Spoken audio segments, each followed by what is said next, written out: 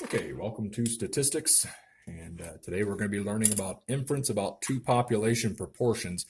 I'm going to go through some of this rather quickly. And what I mean by that is when I give you questions to figure out, I'll just say, here's the answer.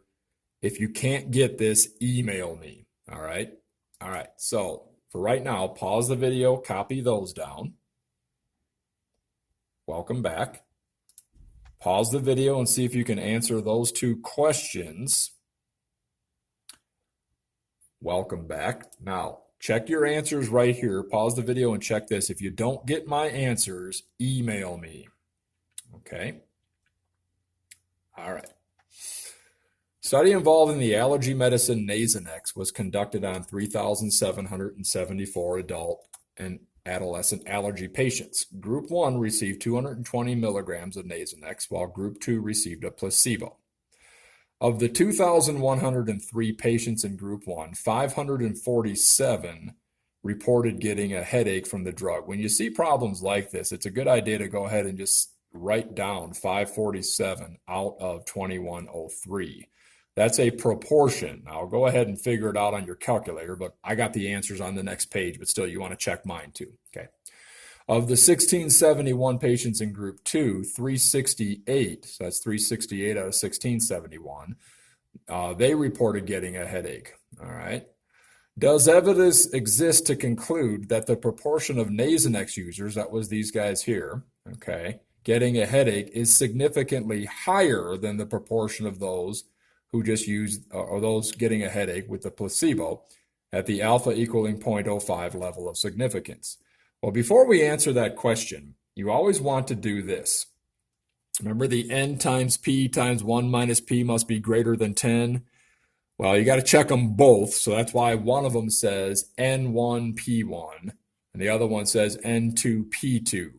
So here's all the information you need for that. It's basically just saying your first sample, your first proportion, your second sample, your second proportion. These should be the numbers that come out. If they don't come out, email me. Pause the video. Okay, so we've established that, yes, we got a number greater than 10. Okay, so we can use the normal distribution. As it's set up here, we're assuming we'll assume the sample is less than 5% of the population because millions of people have allergies. Now, the question was this: does evidence exist, right here, does evidence exist to conclude that the proportion of Nasonex users getting a headache is significantly higher than the proportion of those getting a headache at the 0.05, alpha equaling 0.05 level of significance? All right, the Nasonex proportion was 0.260 if you divided that number correctly. The placebo proportion was 0.220. So what we're testing is this. This should look familiar because we just did, we did lessons on that in chapter 10. We're asking, are the proportions equal versus is proportion number 1 significantly greater than proportion number 2? All right, that's going to be our hypothesis test here. And here's the information we have. 547 out of that, 368 out of that gives you those proportions. I would write this in your notes, okay, as well as the formula. You got to find the test statistic for two population proportions, you must first determine the pooled estimate. So this is a new formula here. And notice it's a p hat, it's the pooled estimate, and x1 is simply 547. That's like your first how many people got headaches, right? Out of how many? Your first sample size, 2103, that's your N1. So X1, N1. And then you're adding X2, which is 368. And then on the bottom there, 1671. Okay, so add the the numbers in the numerator, add the numbers in the denominator, divide it out, and you should get 0.242. Now we're going to use that, okay, for, again, finding the test statistic. So pause the video. If you don't get 2.242, email me. Okay, welcome back. Now, this formula here, all right, is a pretty big formula for finding the test statistic. But it's not that complicated because once you find the pooled estimate, the 0.242, that's what's going right there, okay? Everything else, P1, P2, N1, N2, is information we already have. So put all that into your calculator. I know it's complicated, but you should get 2.85. Pause the video. If you did not get 2.85, again, that's our test statistic, then email me. Now, what do we do with our test statistic? Well, if we have a bell curve, 2.85 is, about right there. We need to determine the critical value. So this, again, looks like same kind of problems we've been doing. At the alpha equaling 0.05 level of significance, you can use inverse norm. Now, if you use inverse norm, remember your area would be 1 minus 0.05, and you should get an answer of 1.645. You can also go to table 5. Okay, now table 5, at the bottom of it has hypothesis testing critical values right down there. So that says at the 0.05 level, run your finger over for a right-tailed test, 1.645.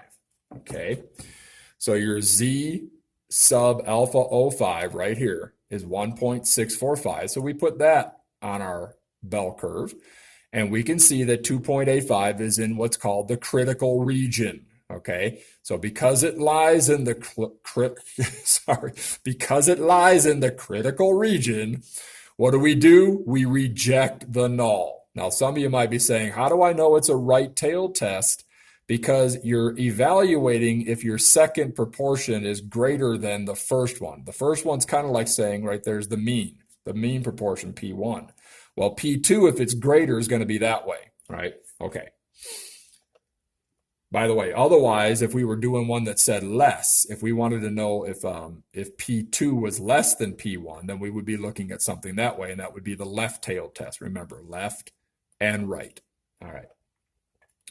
What is the p-value for this test hypothesis? Well, to determine the p-value, you find the area under the curve to the right of the 2.85. Remember, the 2.85 was your test statistic, okay? So that area right there can be done by using your table 5 again and going down to 2.8 and running over to 05, 2.85, and you should see 0.9978. All right, but 9978 is the area to the left. So 1 minus 9978 gives us 0.0022. That's what that area is right in there. Okay, so that means the probability is only 0.002, which is very small. So look what I have written right here, the probability of both proportions being the same, that's our null hypothesis. The probability of that happening is about 2 times out of 1,000. In other words, we have a very low probability that both the experimental group, the Nasonex group, and the placebo group will have the same proportion of headaches. Now, the conclusion, therefore, because we reject the null hypothesis, we have ample evidence to conclude that at the alpha equaling 0.05 level of significance, the proportion of adults and adolescents getting a headache from taking Nasonex is indeed greater than the proportion of those taking a placebo and getting a headache. You reject the null hypothesis. This is a lot easier to do it this way, but I always like to show you the by-hand method so that you can appreciate your calculator, and you might need the by-hand method for whatever reasons in the future. All right, let's go to stat, hit the stat button, scroll over to tests. Scroll down now to number 6, which says 2-prop z-test. Be careful, because number 3 says 2-sample. You want 2-prop, probability, okay? So number 6. Hit enter when you get to number 6, and you should see X1. Well, that's where you put in 547 with N1 2103. That's the information we had from the problem. And then how many people got headaches, basically, and how many were in the sample. X2 were headaches, 368. In the sample, 1671. Put all that in. Scroll down to greater than P2, because you're wondering if your proportion number 1 is greater than P2. So we hit enter there. I should have written in there. Go to calculate, hit enter on calculate. You should see a Z value of 2.82. Now, what was ours? Ours was 2.85. That's just due to rounding. you should see a p-value of 0.0023. Ours was 2.2, again, due to rounding. All right, you still have to know the critical value at the alpha equaling 0.05 level of significance, the 1.645, in order to compare the tests. So this doesn't answer the question for you, all right? It just simply says, okay, I know that 2.85 is right there, or 84. Let me fix that. Shouldn't be there. Okay. And I know that 1.645 is my number that I'm comparing it to. Okay.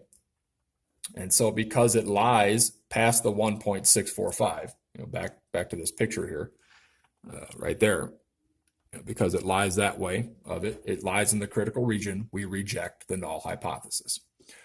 All right. Even though we rejected our null hypothesis and claimed that evidence shows at the alpha equaling 0.05 level, a greater proportion of Nasonex users getting a headache, is this greater proportion practically significant? Well, think about it. The Nasonex people, only 26% got headaches, the placebo 22%. So we would say it is not practically significant. Most people with allergies would probably take a chance at not getting a headache using Nasonex. Confidence intervals. Gallup surveyed 1,100 adult Americans in 2002 asking, do you think the state of moral values in the country as a whole is getting better or worse? 737, like I said, write these things down when you see them, of the respondents, I had 1,100 respondents, right, said it was getting worse. Well, that number, if you divide it out, is 0.67. That's your proportion number one. The same question, reading right here, the same question was posed to another 1,100 adults in 2014. At that time, 816 out of 1,100 said they thought it was getting worse. So that proportion is 0.742. That's your proportion number two. Construct a 90% confidence interval. I would go ahead and say stop. That means alpha is going to be 0.10, okay, for the difference between these two proportions, and interpret this interval. Now, once again, test the n times p times 1 minus p test here and see if you don't get this one for p1 and n1. Yeah, p1. And then n1 is, of course, 1,100, but so is n2. All right, so for p2, your proportion number 2 and your n2 is going to still be 1,100. But you should get those two numbers greater than 10, so it's going to be something that we can use a normal probability distribution for. If you don't get those numbers, email me.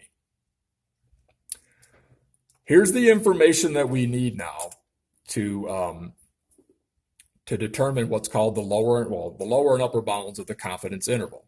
All right, and we have all that. Now, the only one we didn't have was this right here. The Z alpha divided by 2, 1.645. See the confidence interval's critical values chart at the bottom of table 5, or use inverse norm 1 minus 0.05. The confidence interval is 90%, so alpha is 10. So alpha divided by 2 is 10 divided by 2, or the 0.05. That's why I use that. But check this out. The critical confidence intervals, go to table 5. It's right there at the bottom. Confidence interval critical values, it even says for Z alpha 2 for a 90%. Okay, so for a 90%, even though it's alpha 2, is 1.645. Okay. Now, you need that for this right here. All right, I'm going to say don't worry about copying this, although I should take that back, so I will. All right. Copy this down. It's not going to hurt to have that in your notes. All right, it's a pretty crazy looking formula. Notice it says plus or minus. That's how you get your upper bounds there.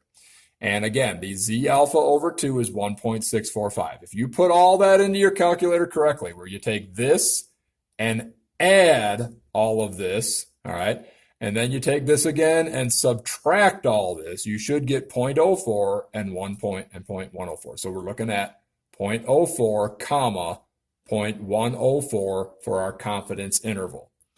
Now, pause the video. If you don't get that, email me. Okay. Technology makes it a lot easier though. Let's hit stat. Okay. Hit the stat button. Go to tests again. This time scroll all the way down to B. B as in boy. And you should see two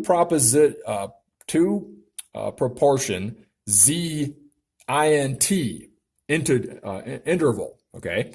So B as in boy, the 2 prop Z interval, hit enter. Now for this one, your X1 was 816. So let's put in 816.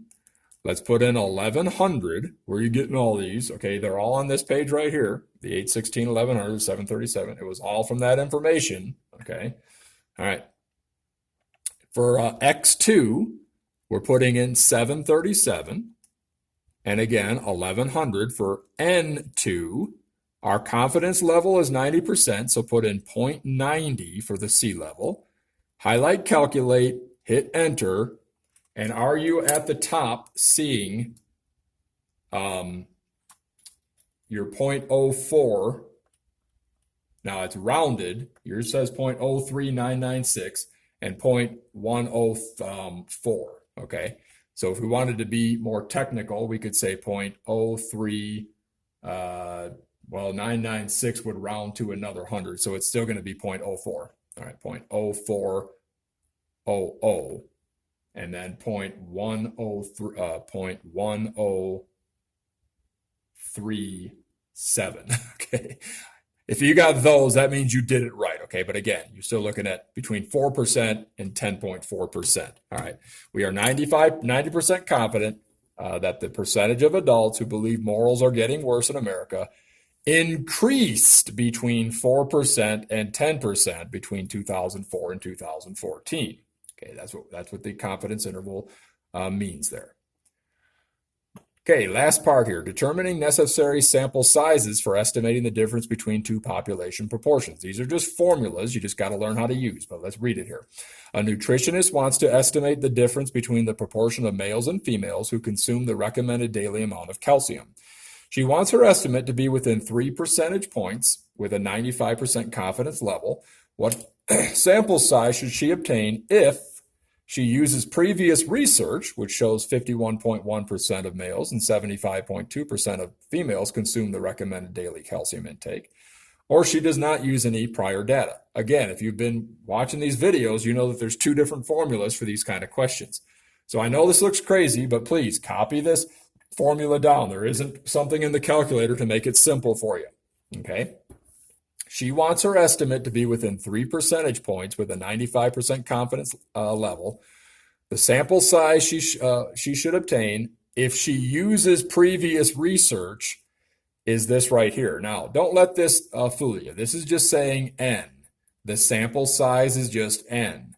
But it's got to be the same for the males and the females, okay, is what you're looking at, or the same 2 or 2 different, whatever the 2 groups are, see, that you're looking at. So I want a sample size of the boys and a sample size of the girls, so same size. All right. Now the sample size 0.51, or I'm sorry, the sample size. Let me fix that real quick. Okay. No, I'm sorry. That's fine. Yeah, my bad. The sample size is determined by using P1 0.511. Okay, that was the 51.1%. P2 0.752. The alpha is at 0.05, love 95%, so the alpha is 0.05, making the Z sub alpha 2 equal to 1.96 this time. See the confidence interval critical values. Table 5, confidence interval critical values at the 95% is 1.96. Okay, at the 95%.